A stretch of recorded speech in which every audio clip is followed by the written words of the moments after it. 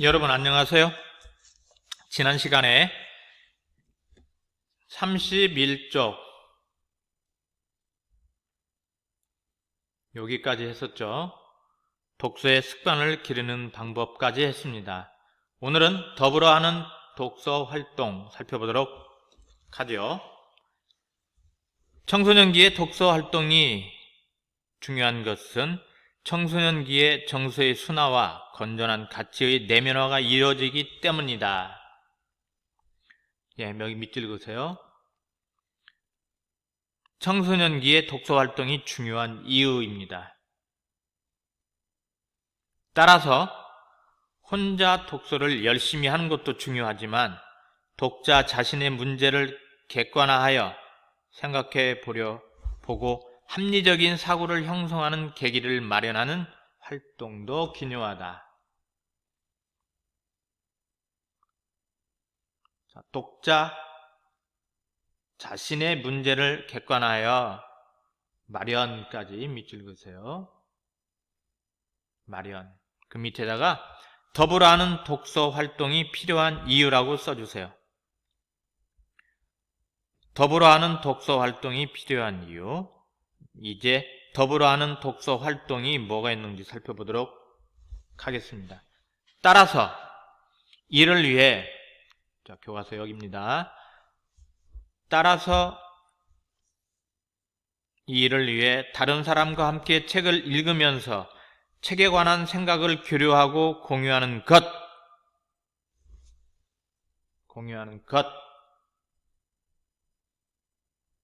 여기 밑에다가 더불어 독서하는 활동이죠. 그것은 바람직한 활동이라 할 수 있다. 수업뿐 아니라 독서 동아리, 독서 모임과 같은 자유로운 독서 활동에 적극적으로 참여하여 다른 사람과 독서 활동 결과를 공유하게 되면, 밑줄 그으세요. 책 속에 담긴 다양한 삶의 방식과 세계관을 더욱 풍부하게 이해하고 수용할 수가 있다. 이게 바로 더불어 하는 독서 활동이 지니는 가치입니다. 더불어 하는 독서 활동이 지니는 가치. 끊어서 더불어 하는 독서 활동의 필요성이라고 써줘. 더불어 하는 독서 활동의 필요성. 선생님은 멈추지 않습니다. 나아가 여러분들이 이 화면을 마음대로 잡을 수가 있죠. 그리고 다시 리플레이 하면 됩니다. 나아가 독서 공동체 활동을 통해 우리는 독서의 본질에 더 깊이 다가설 수가 있다. 독서의 본질에 더 깊이 다가설 수 있다. 이것이 더불어 하는 독서 활동이 지니는 가치 두 번째가 됩니다. 첫 번째는 책 속에 담긴 요거죠. 세계관을 더욱 풍부하게 이해하고 수용할 수가 있다. 이것이 첫 번째 더불어 하는 독서 활동이 지니는 가치 첫 번째라면, 독서의 본질에 더 깊이 다가설 수 있는 것이 요게 두 번째 독서 활동이 지니는 가치라고 할 수가 있습니다. 독서는 미시적으로는 개인 성장에 도움이 되며 거시적으로는 사회 통합과 함께 문명 및 문화의 전승과 발전을 도모하는 행위이다. 바로 그 독서가 지닌 효용이 나와 있네요. 오늘날 우리가 누리고 있는 고도의 문명은 독서를 통해 필요한 정보를 공유할 뿐만 아니라 공동의 관심사 및 상황에 맞는 글을 함께 읽음으로써 사회 구성원이 통합되고 정서적 유대감을 형성할 수 있었던 데 기인한다. 공동체, 여기부터 밑줄 그으세요. 여기 쭉 밑줄 긋고 기인한다까지. 더불어 하는 독서 활동에 지닌 의의. 여러분들은 이렇게 써줘야 됩니다. 더불어 하는 독서 활동이 지닌 의.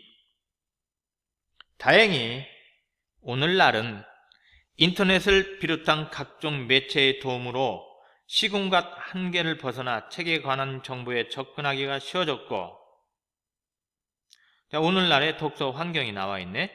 책을 접하기 쉽고 독서 경험의 공유의 장이 확대됐다는 것을 말하고 있습니다.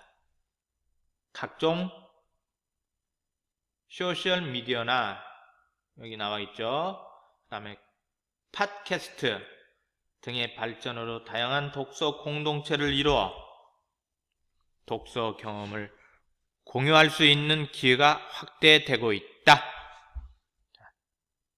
여기 이렇게 끊어서 더불어 하는 독서 활동의 더불어 하는 독서 활동의 써주세요.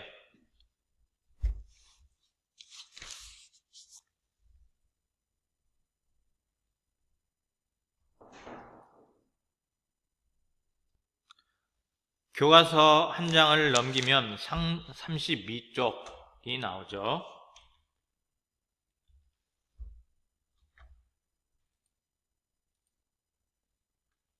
다음 글을 읽고 아래 활동을 해보자 그랬습니다. 자, 이 글의 갈래는 중수필입니다. 중수필, 에세이라고 보통 그러죠. 성격은 비유적, 설득적, 제재는 학문. 여러분들은 이 제재를 독서로 바꾸어 읽어도 무방하다. 그 활동 도움말에 나와 있죠. 주제는 학문의 효용, 독서의 효용. 이 효용이라는 것은 가치입니다. 특징은 책을 읽는 방법을 비유적 표현을 사용하여 이해를 시킨다. 자, 본문 보도록 하겠습니다. 학문은 기품, 장식, 능력의 연마를 위해 도움이 된다. 자, 그 밑에다가 학문을 하여 얻는 효용성을 세 가지로 이제 밑에 제시가 될 텐데요. 학문을 하여 얻는 효용을 세 가지로 제시함이라고 써주세요. 학문의 기쁨으로서의 주된 효용은 혼자 한가하게 있을 때 나타난다. 또한 장식으로서의 그것은 담화를 나눌 때, 이야기할 때, 학문을 많이 온 사람은 조금 그 깊이와 무게가 좀 다르죠. 또한 장식으로서의 그것은 담화를 나눌 때, 능력, 연마로서의 그것은 일에 관한 판단과 처리에서 나타난다. 숙련된 사람은 일을 하나씩 처리하고 또 아마도 개개의 점에 관해서는 판단을 내릴 수가 있을 것이다. 그러나 전체에 걸쳐 숙려, 일의 계획이나 통제에 이르러서는 학문이 있는 사람에게서 나온 것이 가장 앞선다. 끊어서 학문의 효용이라고 써주세요. 학문에 지나치게 많은 시간을 소비하는 것은 태만이다. 그것은 장식에 지나치게 많이 사용하는 것의 허영이다. 무엇이든 하나에서 10가지 학문의 법칙으로 판단하는 것은 학자의 기질이다. 밑줄 그으세요. 여기서부터 여기까지. 그리고 써주세요. 학문을 함에 있어서 부정적인 측면을 드러냄. 학문은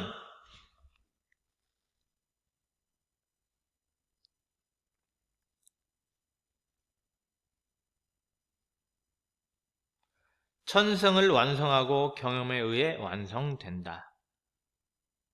즉, 천성의 능력은 자연 속의 식물과 같은 것으로서 학문에 의한 가지치기가 필요하다.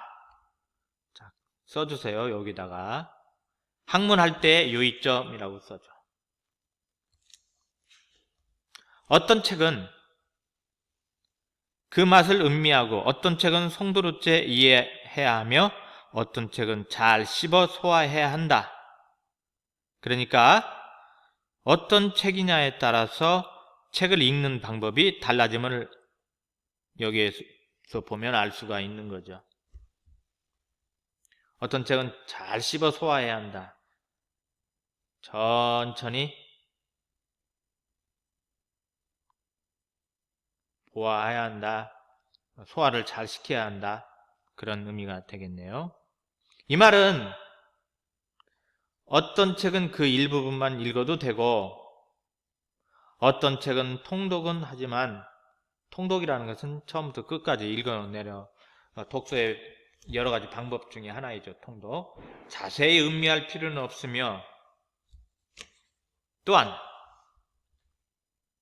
소수지만 어떤 책은 주의력을 집중하여 구석구석 읽어야 한다는 뜻이다. 어떤 책은 다른 사람을 시켜서 읽어달래도 좋고 타인에 의해 발췌된 내용만을 읽어도 좋다. 발췌. 자기가 필요한 부분을 골라 읽는 것이 발췌죠. 그러나 그것은 단지 중요하지 않은 내용이나 고상하지 않은 책의 경우에 한한다. 그렇지 않으면 개요만을 뽑은 책은 보통의 중요한 물과 같은 것으로서 아무런 맛도 없는 법이다. 자, 보통의 밑줄 아무런 맛도 없는 법이다. 밑줄 그어놓으세요. 자, 이건 개요만을 뽑은 책에 대한 필자의 부정적인 인식이 담김이라고 써주세요. 개요만을 뽑은 책에 대한 필자의 부정적인 인식이 담긴. 그러니까 개요만을 뽑은 책을 비유한 것으로서 그 물의 고유한 맛을 잃어버린 것처럼 책이 지닌 고유한 맛을 잃어버린다는 것을 가르치는 말입니다. 자, 여기 딱 끊어서 책의 종류에 따른 독서법이라고 써주세요. 자, 평생 책을 읽어야 할 이유와 책만 읽어서는 안 되는 이유를 말해보자. 자, 시간을 단축하기 위해서 한꺼번에 보여줍니다. 이 시간이 끝나고 여러분들이 책에다 써놔도 좋고 읽어봐도 좋습니다.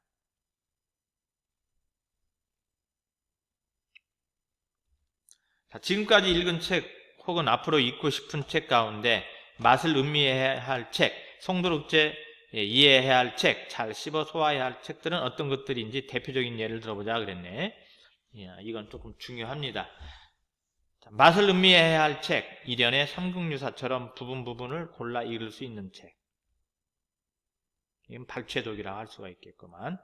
송두리째 이해해야 할 책은 염상섭의 3대와 같은 소설류의 책. 그 다음에 잘 씹어 소화해야 할 책, 공자의 논어처럼 인물의 사상을 다룬 책. 예시가 있었습니다. 오늘날 우리 주변에서의 명작의 발췌물을 많이 볼 수 있다. 이런 발췌물의 이로운 점과 폐해에 관해 말해보자. 자, 이로운 점. 책의 중요한 내용만을 집중적으로 볼 수 있어서 책 읽는 시간을 아낄 수가 있다. 자신이 필요로 하는 중요 내용을 쉽게 찾아 읽을 수 있다 등. 자, 이것은 이로운 점이 되겠고, 피해, 이로운 점의 어떤 반대말이에요. 좀 불리한 점, 폐해는